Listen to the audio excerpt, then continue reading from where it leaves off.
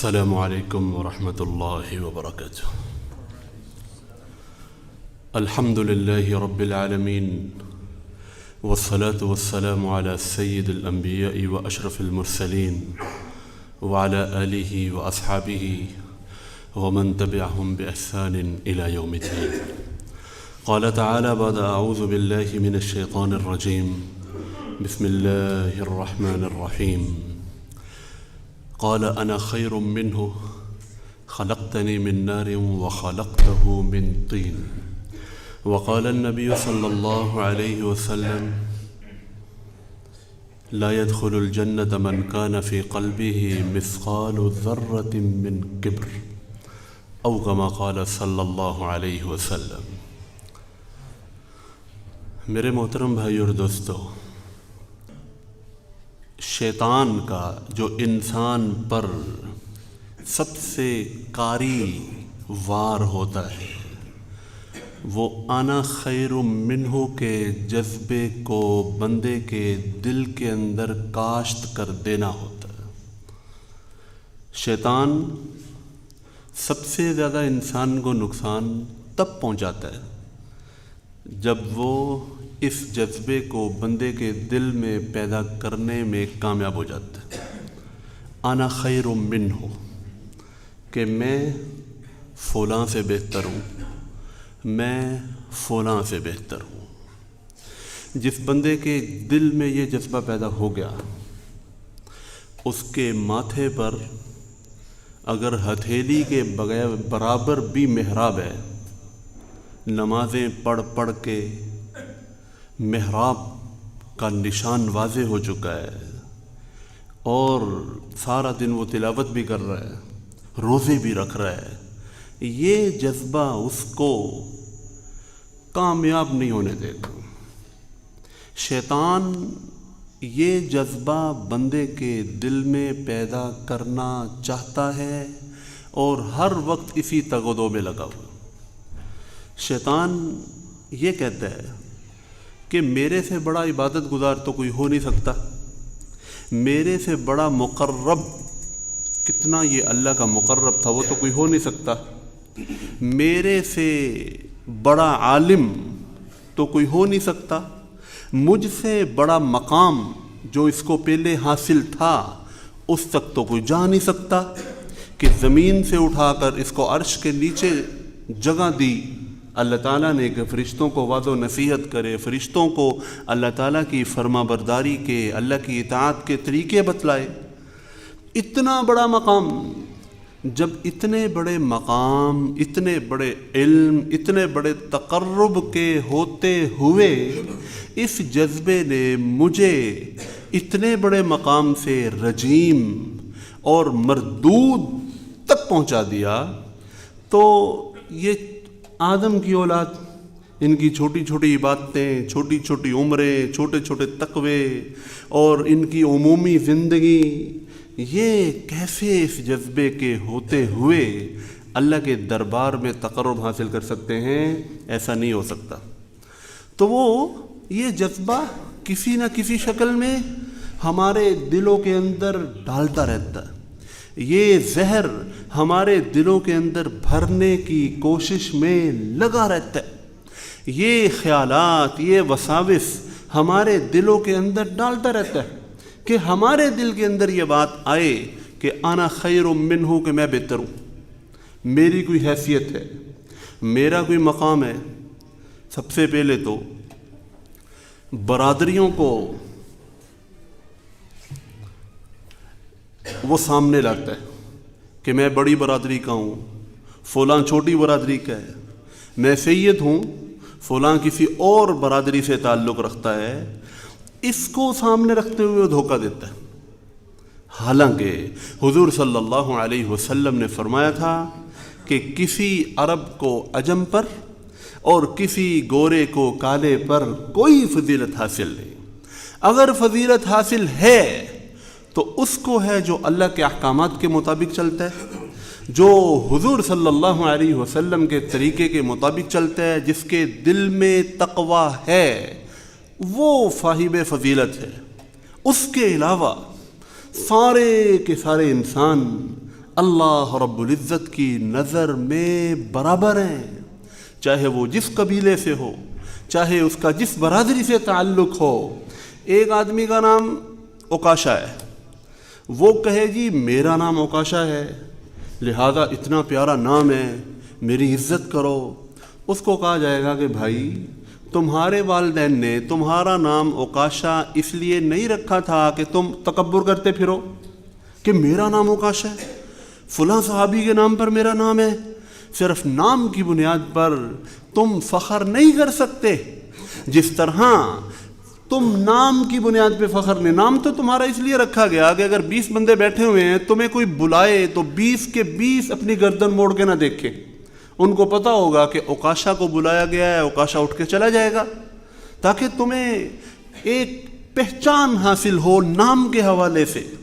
تمہارا نام اس لیے رکھا گیا ہے، جس طرح کسی کا کوئی نام رکھنا اس کے لیے کسی قسم کی فضیلت کا سبب نہیں ہے، اسی طرح کسی برادری سے ہونا وہ اس بندے کے لیے کوئی فضیلت کا سبب نہیں ہے۔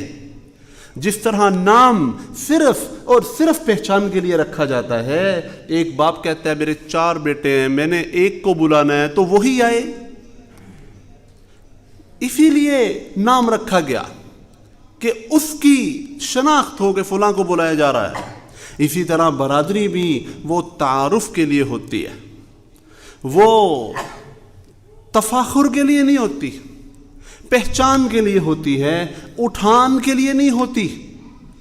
اگر برادری سے ہونا ہی باعث فخر ہوتا تو ابو لہب تبت یدا ابی لہب و تب نہ ہوتا۔ اگر برادری کی بنیاد پر اللہ کے ہاں مقام ہوتا تو حضرت بلال حبشی رضی اللہ تعالیٰ عنہ کو سیدنا عمر رضی اللہ تعالیٰ عنہ کھڑے ہو کر سیدنا بلال کہہ کے ان کا استقبال نہ کرتے، ان کے لیے جگہ خالی نہ کرتے؟ وہ تو اس وقت کے حبشی تھے، اس وقت کی دنیا کی نظر ہے، جو شیطان نے لوگوں کا ذہن بنایا ہوا ہے کہ یہ سب سے کمی لوگ ہیں، اس وقت کے کمی لوگ شیطان کے بندوں کی نظر میں حبشی تھے۔ تو حضرت عمر جو کہ خود ہاشمی ہیں، قریشی ہی نہیں بلکہ ہاشمی ہیں، حضور صلی اللہ علیہ وسلم کے خاندان کے، کتنا بڑا مقام ہے، وہ سیدنا بلال رضی اللہ تعالیٰ عنہ کے لیے کھڑے ہو جاتے ہیں۔ مسیلمہ کذاب کے پیروکار سے ایک صحابی نے پوچھا کہ یار تم مسیلمہ کذاب پر ایمان لائے ہو، حالانکہ وہ جھوٹا نبی ہے، حضرت محمد صلی اللہ علیہ وسلم جیسا سچا کوئی نہیں، تم محمد صلی اللہ علیہ وسلم پر ایمان نہیں لائے، کیا تمہیں پتہ نہیں ہے کہ آمنہ کے لال سے سچا کوئی نہیں اور مسیلمہ کذاب سے جھوٹا کوئی نہیں؟ پھر تم مسیلمہ کذاب پہ ایمان کیوں لائے؟ تم تو اچھے بھلے سمجھدار آدمی ہو۔ اس نے کہا میں مسیلمہ کذاب پہ اس لیے ایمان لایا ہوں اور محمد صلی اللہ علیہ وسلم کی میں نے اس لیے تکذیب کی ہے کہ مسیلمہ کذاب میری برادری کا بندہ ہے، تو میں نے اپنی برادری کو سپورٹ کرنا ہے، تو لہذا برادری کی بنیاد پر کسی کو ترجیح دینا اور برادری کی بنیاد پر فخر کرنا، یہ بندے کو اللہ کی نگاہ میں بڑی دور پھینک دیتا ہے۔ کسی کو کسی پر کسی قسم کی کوئی فضیلت حاصل نہیں ہے سوائے تقوی کے، سوائے اللہ رب العزت کے خوف، حضور صلی اللہ علیہ وسلم کے رنگ میں رگے ہونے کے، اور کوئی باعث فضیلت چیز نہیں ہے۔ دوسری بات جو شیطان دل کے اندر ڈالتا ہے، ایک تو وہ اس برادری کی طرف سے وار کرتا ہے، دوسرا وار وہ مال و دولت کی وجہ سے کرتا ہے۔ ایک آدمی کہتا ہے میرا تو 2 کنال کا گھر ہے اور میرا جو فلاں آدمی ہے جس سے میرا تعلق ہے وہ تو یہ جو میرے پاس آیا ہے یہ تو کرائے کے گھر میں رہتا ہے اور گھر بھی 3 مرلے کا ہے، میرے پاس اپنی فیکٹری ہے، میرے پاس اتنے لوگ ملازمت کر رہے ہیں اور یہ خود ملازم ہے، میرا بینک بیلنس اتنا ہے، اس کی تو 10,000 روپیہ ماہانہ تنخواہ ہے، میرے پاس تو فلاں گاڑی ہے، اس کے پاس تو موٹر سائیکل ہے، میرے پاس فلاں گاڑی ہے 2021 ماڈل، اس کے پاس 1995 ماڈل ہے۔ یہ چیزیں شیطان دماغ کے اندر ڈالتا ہے۔ دنیاوی چیزوں کو دیکھتے ہوئے اپنے آپ کو بہتر سمجھنا اور کسی دوسرے کو حقیر سمجھنا۔ اگر تمہارے پاس مال ہے تو یہ تمہیں کس نے دیا؟ اللہ نے مال عطا فرمایا ہے، اور محض اپنے فضل سے عطا فرمایا ہے۔ تمہارے اندر کون سی ایسی خوبی تھی کہ جس کی وجہ سے اللہ نے تمہیں مال و دولت عطا فرمایا، اور جو غریب ہے اس کے اندر کون سی ایسی خامی تھی کہ اللہ نے اس کو مال و دولت عطا نہیں فرمایا؟ نحن قسمنا بینہم معیشتہم فی الحیاۃ الدنیا ورفعنا بعضہم فوق بعض درجات لیتخذ بعضہم بعضا سخریا۔ ہم نے دنیاوی معیشت کو لوگوں کے اندر تقسیم کیا ہے، بعضوں کو بعض پر ہم نے فوقیت عطا فرمائی ہے تاکہ سب ایک دوسرے کے کام آ سکیں اور دنیاوی زندگی کا پہیہ چل سکے۔ اگر ساری چودھری ہوتے تو پھر کام کس نے کرنے تھے؟ یہ تو اللہ نے دنیا کا نظام چلانے کے لیے سب کچھ کیا ہے۔ اللہ کے ہاں دنیا کی بالکل کوئی وقت نہیں ہے۔ حدیث میں آتا ہے حضور صلی اللہ علیہ وسلم نے ایسی جاندار زبردست مثال دی ہے، ایسی بلیغ ترین تشبیہ دی ہے۔ حضور صلی اللہ علیہ وسلم فرماتے ہیں کہ اگر دنیا اللہ کی نظر میں ایک مچھر کے پر کے برابر حیثیت کی بھی ہوتی تو اللہ کافر کو ایک گھونٹ پانی نہ پلاتا۔ یعنی مچھر کے پر کی بھی حیثیت نہیں ہے اللہ کے نزدیک۔ اب برسات کے موسم میں پتنگے نکلتے ہیں، اور بعض جگہوں پہ آپ دیکھتے ہیں کہ صبح کے وقت لاکھوں پر پتنگوں پہ پڑے ہوئے ہوتے ہیں۔ کیا کبھی کسی بندے کے دل میں یہ خیال آیا کہ کاش ان پتنگوں کے جو پر ہیں ان کا میں مالک ہوتا، یا ان کو میں جمع کر کے جا کے اپنے پاس رکھتا ہوں، کاش یہ میری ملکیت میں ہوتے؟ کاش کی تو دوسری بات ہے، کوئی خیال تک نہیں آیا کہ میں اس میں سے کوئی اٹھا لوں، اپنی جیب میں سنبھال کے رکھ لوں۔ حیثیت ہی کوئی نہیں ہے، لاکھوں پر پڑے ہوئے ہیں، ایک نظر طمع بھی ان کی طرف نہیں جاتی۔ حیثیت کوئی نہیں ہماری نظروں میں، جس طرح ہماری نظروں میں ان پروں کی کوئی حیثیت نہیں ہے۔ اللہ رب العزت فرماتے ہیں کہ دنیا کی حیثیت میری نظر میں ایک پر کے برابر بھی نہیں ہے۔ تو اس دنیا کو بنیاد بنا کر اگر اللہ نے محض اپنے فضل سے تمہیں رزق زیادہ دے دیا ہے، تم دوسروں کو حقیر سمجھتے پھرو، کتنی بڑی کم ظرفی کی بات ہے۔ اس بندے سے بڑا کم ظرف کوئی نہیں جو چند ٹگوں کی بنیاد پر اپنے آپ کو افضل سمجھ رہا ہے اور دوسرے کو حقیر سمجھ رہا ہے، اس بنیاد پر کہ میرے پاس پیسے زیادہ ہیں، اس کے پاس پیسے کم ہیں۔ اللہ رب العزت کس وقت کس کا سوئچ آف کر دے اسی کو پتہ ہے۔ کتنے ایسے لوگ ہیں آپ نے دیکھے ہوں گے کہ بڑے مالدار تھے اور بعد میں ایسے رسوا ہوئے کہ مانگتے پھرتے تھے۔ کتنے ایسے لوگ ہیں بڑے غریب تھے، اللہ رب العزت نے ان کو مال و دولت عطا فرمایا۔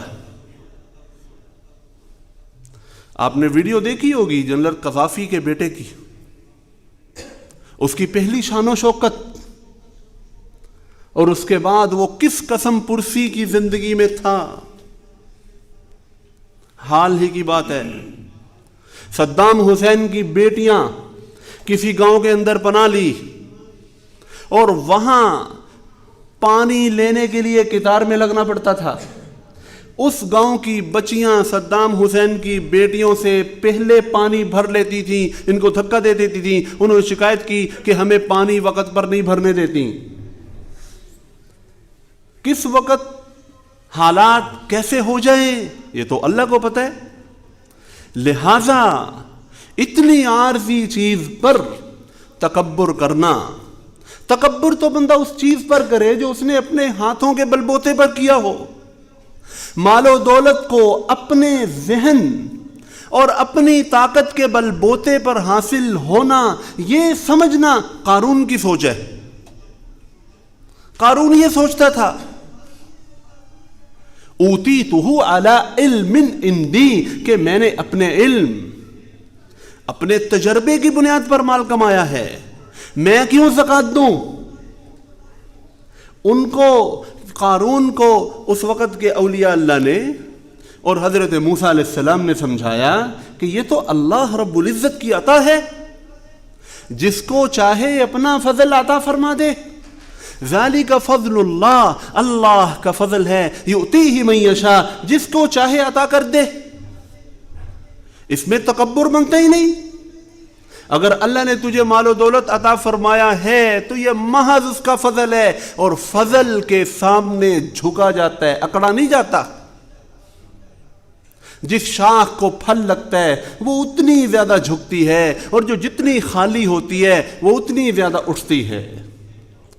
اللہ کے فضل کے پھل لگے ہوئے ہیں تو انسان کو اتنا جھکنا چاہیے، اتنا ہی اللہ کے سامنے جھکنا چاہیے کہ یا اللہ تو نے سب کچھ عطا فرمایا۔ یہ جو ہمارے ملازم ہوتے ہیں، یہ جو ہمارے پاس کام کرتے ہیں، ان کو کبھی بھی اپنا نوکر نہیں سمجھنا چاہیے۔ وہ ہمارے پاس کام اس لیے کر رہے ہیں کہ ان کے پاس پیسے کم ہیں، اللہ نے ہمیں پیسے زیادہ عطا فرمائے ہیں، بلکہ اللہ نے ہمیں نوکری پر رکھا ہوا ہے کہ میرے بندوں کی دیکھ بھال کرو۔ وہ رزق جو ان کے گھروں کے اندر جانا تھا، وہ رزق اللہ نے مجھے عطا فرمایا کہ تمہارے ہاتھوں سے وہ رزق میں انہیں دے رہا ہوں، لہذا میری نوکری ہے تمہارے پاس اس کو اچھی طرح ادا کرنا۔ اگر کسی کی تم نے 12,000 تنخواہ لگائی ہوئی ہے، اس کو عدل تو یہ ہے کہ اس کو 12,000 پورا بر وقت دے دو، لیکن ان اللہ یأمر بالعدل والاحسان، اللہ احسان کا بھی حکم دیتا ہے کہ 12,000 سے اوپر بھی اگر تم کچھ کر سکو تو اس کے ساتھ کرو۔ عدل دلوں کے اندر اس درجے کی محبت پیدا نہیں کر سکتا جو احسان کرتا ہے۔ اگر تم اس کو 10,000 کی بجائے 12,000 دے دو گے، اس کی کسی مصیبت میں تم اس کے کام آ جاؤ گے، وہ دل سے آپ کا غلام ہوگا اور وہ دل سے آپ کو فائدہ پہنچانے کی کوشش میں لگے گا۔ تو اللہ جب دیکھتا ہے کہ میں نے اس کو اپنی نوکری پہ رکھا کہ میرے بندوں کی دیکھ بھال کرو، میرے بندوں کی ضروریات میں نے اس کے ذریعے سے پوری کروائی، یہ میری نوکری اچھی طرح کر رہا ہے، میرے بندوں کا خیال رکھ رہا ہے، میرے بندوں کی پریشانیوں میں ان کے کام آ رہا ہے، تو اللہ کہتے ہیں کہ یہ میری نوکری اچھی طرح کر رہا ہے، اس کو ترقی دو۔ اللہ پھر اس کے مال و جان میں، اس کی ہر چیز میں ترقیاں عطا فرما دیتے ہیں، کیونکہ وہ اس کی اللہ کی نوکری اچھی طرح کر رہا ہے۔ جس طرح ہمارا کوئی ملازم ہماری نوکری اچھی طرح کرے اور ہمارے کام آئے، ہمیں زیادہ سے زیادہ فائدہ پہنچائے، ہم اس کو زیادہ فائدہ پہنچاتے ہیں، اس کی تنخواہ میں اضافہ کر دیتے ہیں۔ اللہ بندوں کی رزق میں، بندوں کی عطاؤں میں اضافہ فرما دیتا ہے جب وہ اللہ کے بندے جو اس کے ماتحت ہیں ان کے ساتھ اچھا سلوک کرتا ہے۔ یہ نظام اللہ کی طرف سے چلتے ہیں، تو لہٰذا کوئی بندہ یہ سوچے کہ میں اس سے زیادہ مالدار ہوں، اس سے بڑا کم ظرف کوئی نہیں۔ اس کی عبادتوں کے ضائع ہونے، اس کی نمازوں، اس کی تلاوتوں، اس کے حجوں، اس کے روزوں کا اس کے منہ پر مار دینے کے لیے یہی کافی ہے کہ اس کے دل کے اندر یہ خیال آئے کہ میرے پاس مال زیادہ ہے، لہذا میں زیادہ بہتر ہوں۔ اور ایک اور چیز جو سب سے خطرناک ہے، نیکی کا تکبر۔ آدمی کہ میں تو 5 وقت کا نمازی ہوں، یہ تو نمازی نہیں پڑھتا، میں تو تہجد گزار ہوں، یہ فرض نماز نہیں پڑھتا، میں روزانہ اتنے پارے تلاوت کرتا ہوں اور یہ تلاوت نہیں کرتا، میرے پاس علم ہے، اس کے پاس علم نہیں۔ اللہ کی عطا کردہ توفیق، اس توفیق کی بنیاد پر جو اس نے نیکی کی ہے، اس نیکی کو بنیاد بنا کر اپنے کو اعلیٰ سمجھنا بڑی خطرناک چیز ہے، بڑی خطرناک چیز ہے، اور سب سے زیادہ لوگ اسی پر اللہ کے عتاب کا شکار ہوتے ہیں۔ بڑی خطرناک چیز۔ یہ واقعہ میں نے پہلے بھی سنایا۔ میرے ایک دوست ہیں حافظ طیب صاحب، ان کی مسجد میں ایک جماعت آئی، اس جماعت کے امیر صاحب نے واقعہ حافظ طیب صاحب کو سنایا کہ اٹک کے اندر ایک مسجد میں عصر کی نماز کے وقت، جمعے والے دن عصر کی نماز کے وقت مسجد بھر گئی اور نماز کے لیے سارے تیار ہیں، 1 منٹ رہتا ہے نماز کھڑی ہونے کو، نمازی نماز کے انتظار میں بیٹھے ہوئے ہیں۔ ایک حاجی صاحب جو پہلی صف کے نمازی ہیں اور کبھی ان کو دوسری صف میں نماز پڑھتے دیکھا ہی نہیں گیا، فجر ہو عشاء ہو جو جیسے بھی حالات ہوں وہ پہلی صف کے نمازی، پہلی صف کے نمازی ہیں، پہلی صف میں بیٹھے نماز کے انتظار میں بیٹھے ہوئے ہیں، مسجد کھچا کھچ بھری ہوئی ہے، امام صاحب اٹھنے کو تیار ہیں کہ نماز کا ٹائم ہو، میں نماز پڑھاؤں، یہ حاجی صاحب کھڑے ہو جاتے ہیں، کھڑے ہو کے کہتے ہیں مسجد کی وہاں قرآن پاک ایک اٹھاتے ہیں اور سارے مجھب کہتے ہیں یہ میرے ہاتھ میں کیا ہے؟ سارے کہتے ہیں جی آپ کے ہاتھ میں قرآن پاک ہے، تم سارے گواہ رہنا اس پر میرا ایمان نہیں، یہ کہا دھڑام سے گرے مر گئے۔ لوگوں کی چیخیں نکل گئیں۔ 25 سال سے یہ بندہ تکبیر اولیٰ کے ساتھ نماز پڑھ رہا ہے اور اس کی موت ایسے وقت کیا ہوئی؟ مسجد میں رونا دھونا شروع ہو گیا کہ یہ کیا؟ تو خیر نماز کے بعد نماز ہوئی، ان کی میت کو سائڈ پہ رکھا گیا تو غور کیا گیا کہ اتنی بڑی سزا اللہ نے کیوں دی کہ ایمان سے محروم کر دیا؟ تو بات کیا سامنے آئی کہ یہ بندہ جب نماز پڑھ کے نکلتا تھا تو جو لوگ نماز نہیں پڑھنے آتے تھے ان کو برا بھلا کہتا تھا، او خنزیرا تیرے سے تو خنزیر اچھا ہے کہ تو نماز نہیں پڑھتا، تیرے سے تو فلاں جانور اچھا ہے تو نماز نہیں پڑھتا۔ نیکی کا تکبر کہاں لے گیا؟ کیا کرنی ہے اس نے نمازیں، کیا کرنے اپنے حج، اس کی تکبیر والا کہاں چلی گئی؟ سب کچھ اللہ رب العزت نے اس سے چھین لیا اور اس کو کفر کی موت عطا فرمائی۔ میں تو ایک دفعہ سبحان اللہ اپنی مرضی سے نہیں کہہ سکتا، اللہ قسم، ایک سجدہ میں اپنی مرضی سے نہیں کر سکتا۔ اگر میں اپنی طاقت کے بل بوتے پر اللہ کی عبادت کر رہا ہوں تو میں اس پہ اتراؤں، میں تو اللہ کی مرضی، اللہ کی توفیق سے عبادت کرتا ہوں۔ ہم جو صبح شام لا حول ولا قوت الا باللہ پڑھتے ہیں، اس کا مطلب یہ ہے کہ میں ادنا سے گناہ سے بھی نہیں بچ سکتا، ایک چھوٹی سے چھوٹی نیکی بھی نہیں کر سکتا الا باللہ، مگر اللہ کی توفیق سے۔ اللہ توفیق عطا فرماتا ہے تو میں نماز پڑھتا ہوں، اللہ توفیق عطا فرماتا ہے تو میری زبان پر اس کے اور اس کے نبی صلی اللہ علیہ وسلم کے ذکر جاری ہوتے ہیں۔ میں تو اس کی مرضی کے مطابق، اس کی مرضی کے خلاف ایک دفعہ سبحان اللہ نہیں کہہ سکتا۔ میری کیا حیثیت کہ وہ توفیق جو محض اللہ نے اپنے فضل سے مجھے عطا فرمائی ہے، میں اس توفیق کو بنیاد بنا کر لوگوں کو حقیر سمجھوں؟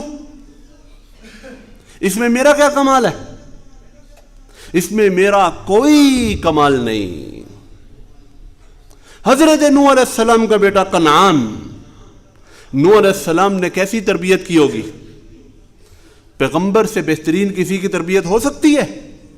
بیٹا مسلمان نہیں ہوا، یہ اللہ رب العزت کا چناؤ ہے، اللہ کی توفیق ہے، اللہ کی توفیق ہے۔ اور ایک اور چیز اس شیطان بندے کے دل میں ڈالتا ہے کہ میں اس سے زیادہ خوبصورت ہوں، میرے نین نقش اس سے زیادہ پیارے ہیں، میری جسامت اس سے زیادہ اچھی ہے، میری صحت اس سے زیادہ اچھی ہے، میرے اوپر پہنا ہوا زیادہ جچتا ہے، میں زیادہ خوبصورت ہوں۔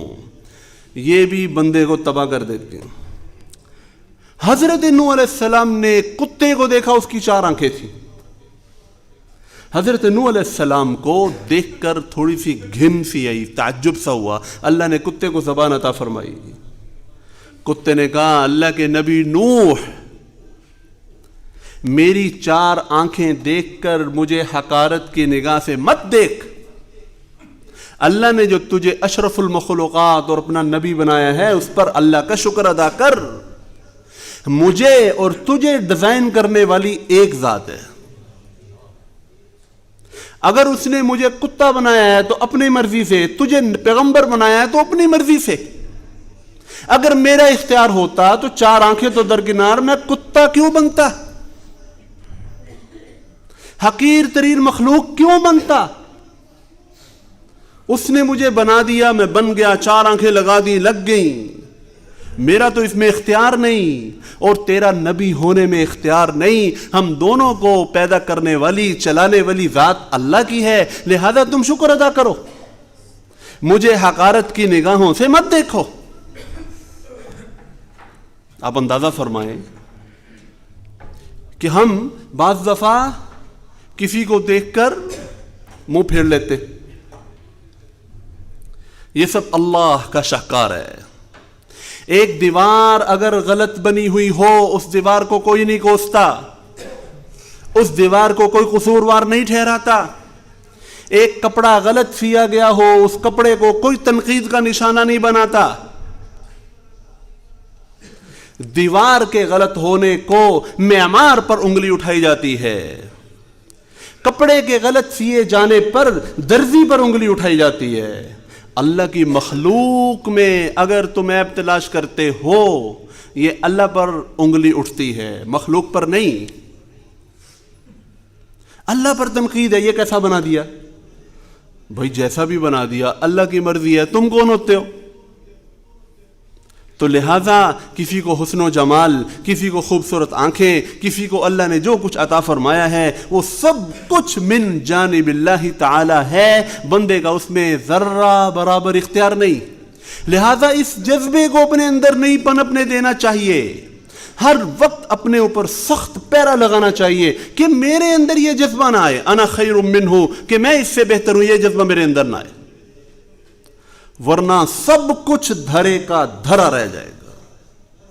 جو اپنے کو افضل سمجھ رہا ہے کہ میں سب سے افضل ہوں، دوسروں کو حقیر جان رہا ہے، اس کے مرنے پر اس کو حتیم کے اندر قبر کھود کے دفن کرو، خانہ کعبہ کا غلاف اس کا کفن ہو، آب زمزم سے اس کو غسل دیا جائے، شیخ سدیس اس کی نماز جنازہ حرم کے اندر پڑھائے تو بھی اس کی مغفرت نہیں ہوگی، کیونکہ آمنہ کے لال نے فرما دیا یہ جنت میں نہیں جائے گا۔ پھر کون اس کو جنت میں بھیج سکتا ہے کہ حضور صلی اللہ علیہ وسلم نے موڑ لگا دی، لا يدخل الجنہ، جنت میں نہیں جائے گا۔ اس لیے بھائی اپنے آپ کو کچھ نہ سمجھنا، ہر وقت اللہ رب العزت کی عطاؤں پہ نظر ہو اور اللہ سے ڈرتے رہنا چاہیے۔ جیسے ہی یہ جذبہ دل میں آئے، لا حول ولا قوت الا باللہ پڑھ کے اللہ کے فضل اور احسان کو سوچنا، اس کے سامنے جھکنا، توبہ اور استغفار کرنا، یہ اللہ کو بڑا پسند ہے۔ اللہ تعالیٰ مجھے بھی آپ کو بھی ظاہراً باطناً اچھی صفات سے نوازے۔ وآخر دعوانا الحمدللہ۔